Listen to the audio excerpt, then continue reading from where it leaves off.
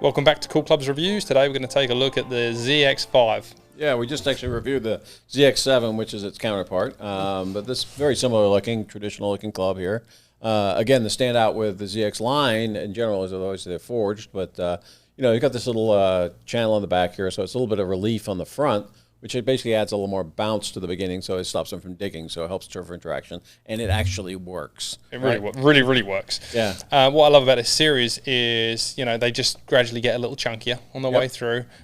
Great for blending, right? Which is good. I think that's a good point you've got up with the sleeve here. Yeah. Well, we had one of the major manufacturers in the other day was telling us that on tour, 80% of their tour players actually have some kind of blended set.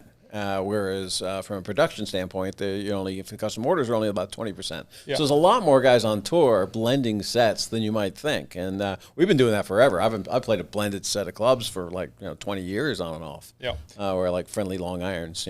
I'm a big fan of putting a chunkier long iron in. You know, a bit more real estate to hit, a bit more launch, easier to get in the air, and you're not going to a hybrid just yet. It just hurts a little bit to go there too early. Yep.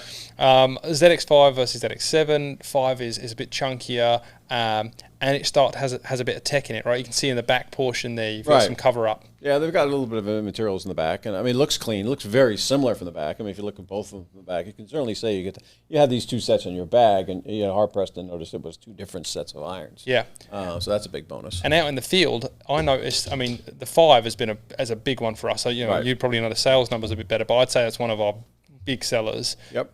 Very hot off the face, and I think that sole design just gets it through the turf so quick for guys that are in that mid-handicap range. It can get a bit steep and across it, and this thing just protects it. Yep. It's definitely good all around from that standpoint. So let's take a look at the numbers and try and categorize this for some guys. How graphs are looking good. Mishits are good. It is longer than what the ZX7 is. We've got one degree stronger and about 4 yards. So that probably doesn't equate quite right. That's what's useful about that, though, too, is it's not a huge difference. You're talking about blending sets and stuff. One of the problems you have with doing that is you got, the more forgiving ones, the longer irons, whatever you use in your bag, usually have a considerably different lofts. 1 degree difference, you can make that up. You can make one half a degree stronger, one half degree weaker, and kind of blend the set pretty well. Yeah, that's a great way. You got the 7 there at 32, and this is going 4 yards longer and 1 degree stronger. Add 1 degree, get another degree of bounce, which probably helps most people. Yep, exactly. And pop it even higher. So it's like the perfect scenario.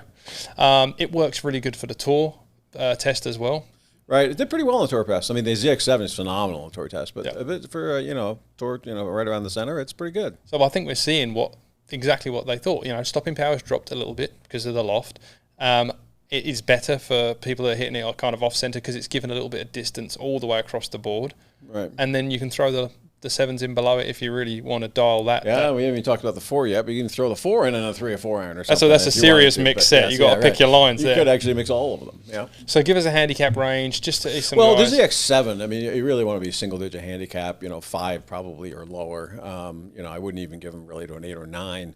But these 5s, you could probably go up to a 15 handicap. I agree. And so everything in between, you could mix those somewhere or another, depending how well you hit long irons and how high you hit them, and mix those in together. Yep. And definitely something to think about when you're purchasing these brands versus other brands that might be a forged cavity is that sole design. If you're steep, struggle with turf interaction, like this is a real kicker that is going to change your game. Right. Yeah, it definitely helps because a lot of them, are pretty narrow when you get to the small ones. But you can mix the the ZX7s and the shorter irons and still get away with it if you're a little steep. Yeah, perfect. Great. Thanks, Mike.